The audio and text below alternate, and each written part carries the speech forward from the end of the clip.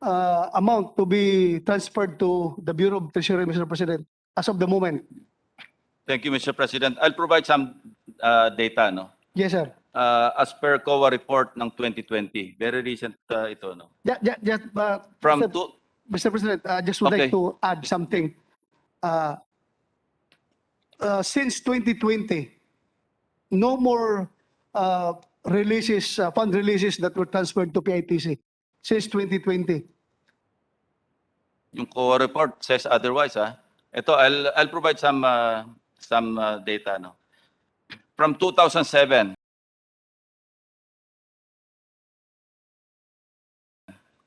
to 2020, ito yung sinite sa COA report.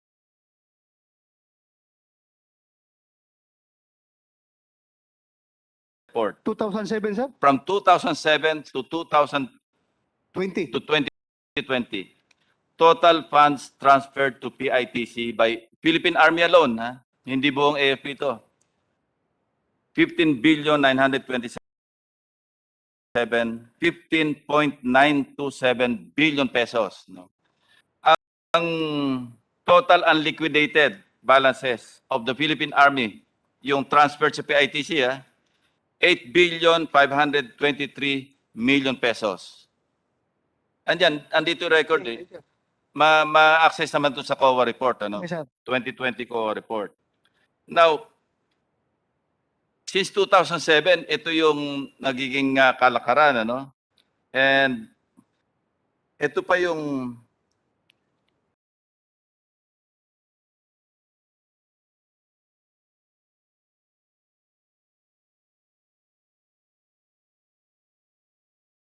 nakakagulat, ano? Yung 2019, ang deliveries lang na ginawa ng PITC, 0.01%, meaning zero. Okay. 2020, 0.22%, meaning zero. So, anong nangyari na ngayon doon sa, okay, 15.9 billion, nasaan na ngayon yung 8.523 billion? Kasi ang sabi ng COA, unliquidated balances. Meaning, hindi ito liquidated.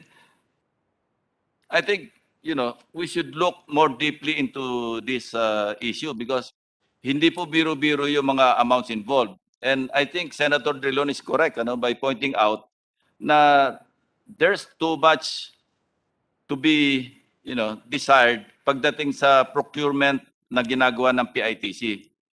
And this is only the Philippine Army. We're not even talking of the Philippine Air Force and the Philippine Navy. We're not even talking of other agencies of government. And mind you, di ba, nalaman na rin natin na meron silang service fee na sinisingil sa mga agencies na 4% para sa kanilang operational expenses. You can just imagine, kung meron silang natanggap from the Philippine Army alone, over time, since 2007, 15.9 billion. So sabihin natin, 16 billion pesos times 4%. No. Easily, that's 640 million, I think. 640 million. Ganyan kalaki yung operational expenses nila from the Philippine Army alone. Since 2014. Assuming na na-deliver nila lahat kasi since 2007. 2007. Yes, Mr. President. Mabuti this has come to fore kasi this is anomalous, di ba? Yes, Mabuti na buksan yung formally doon sa PSDBM, nabuklat na rin yung PITC.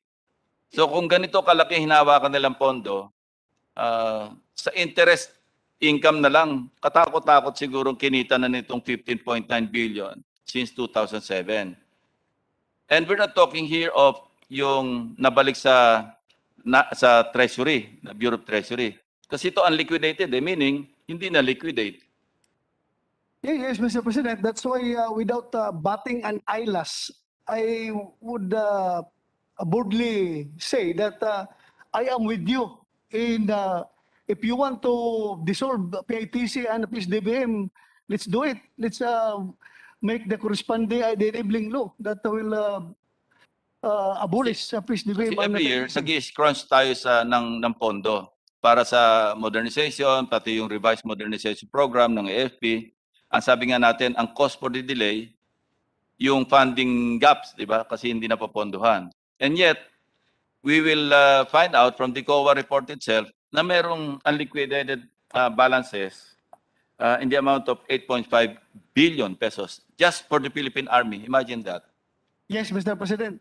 So let's go to the second reason is that the challenges in the procurement process.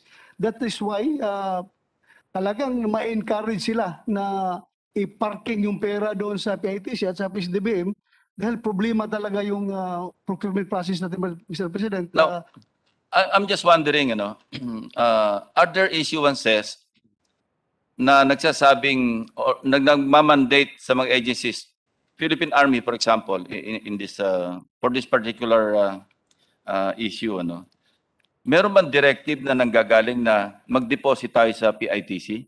I think we're capable or you're capable of making your own procurement, hindi ba? Mandated yan? Yeah, I think the DND and the AFP are more capable of procuring. Since you're the procuring entities, mas efficient pa siguro if you do the procurement yourselves. Instead of depositing the amounts, your funds, your budget to the PITC, tapos ganito yung makikita natin na 8.5 billion in unliquidated balances. I think, Mr. President, based on my own experience as a chief of the Philippine National Police, nangyayari lang yung pagparking ng pondo doon sa PITC kapag salap na tayo sa panahon para mag-conduct ng bidding or yung the whole procurement process gagawin, nagka-problema tayo, Mr. President. So para hindi magbabalik yung pera doon sa National Treasury and it is for us for the taking, and then next year magamit pa natin yan, kaya pinasok yan doon sa PSDBM. That's my honest opinion, Mr. President. Nilalagay doon. But there's no order coming from Malacanang mandating us to deposit the money to PITC or PSDBM. That's optional lang yan sa atin, Mr. President. As the Chief PNP, parang gano'n na sayang itong pera na ito. Hindi na natin ito magagamit kapag ibalik natin sa Treasury. So pag i-commute natin ito sa PITC or sa PSDBM, tuloy-tuloy ito. Magagamit pa natin ito sa succeeding years. So parang yan ang nagiging mentality, Mr. President. But the data would show that, giving or transferring the procurement to the PITC isn't working. Yes. Based on the data that we have. Yes, I agree with you, Mr. President. isn't working. Napakalaking halaga na wala halos hindi gumagalaw. Parang pinatubo na lang yung pera dyan na pinabayaan. Ang na-deliver is less than half. Kasi kung 15.9 billion tapos 8.5 billion lang yung ang hindi na-liquidate. So that's more than half, di ba? Yes, Mr. President. So ang proper procurement lang, yung done properly, less than half. Anyway. Now, ito na ngayon yung sinasabi ko kanina, yung sa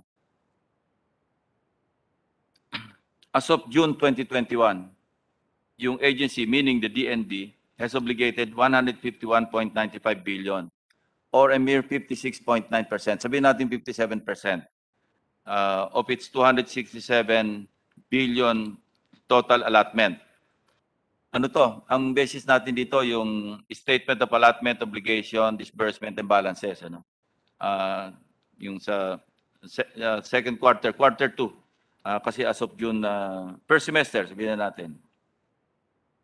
Now, may we know the progress? Anong update ng obligation rate ng the entire establishment?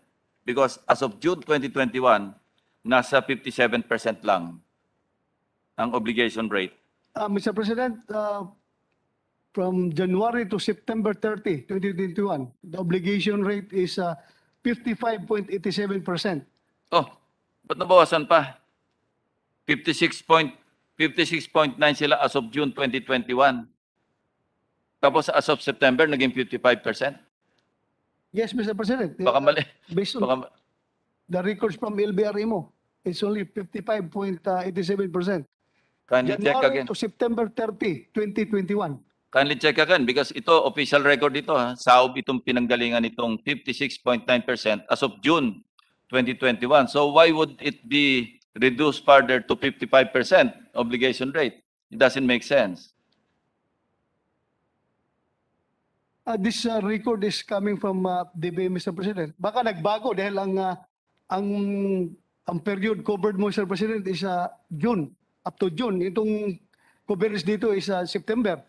Kaya bumaba siguro dahil Hindi, dapat tataas ang obligation rate kasi they continue to obligate. baka naging inefficient sila, Mr. President.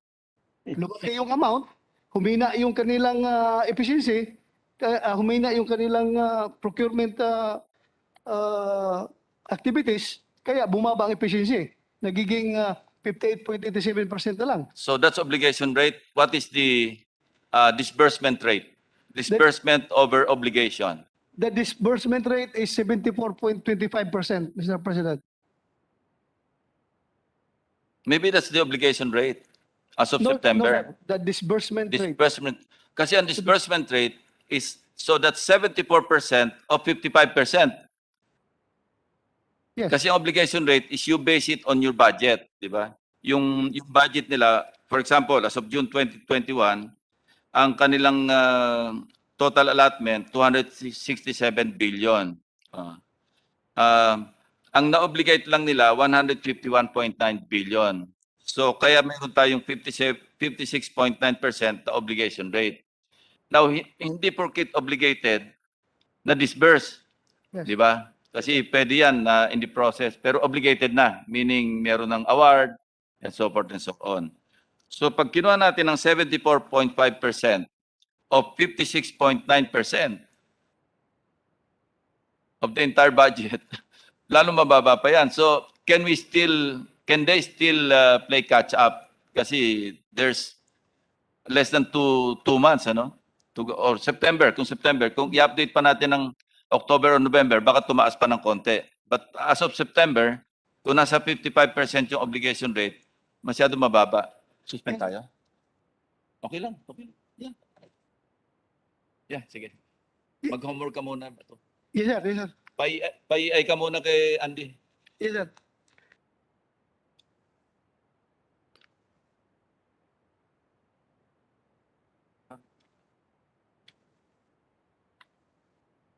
Yeah, thank you, Majority Leader. That's a positive development for me so that we can prepare some more when we come back.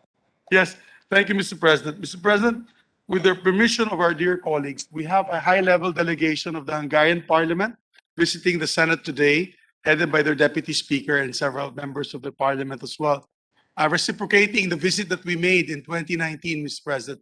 So with the permission of our sponsor and the members of the Committee on Finance, we move to suspend for meantime consideration of House Bill number 10153. I so move, Mr. President.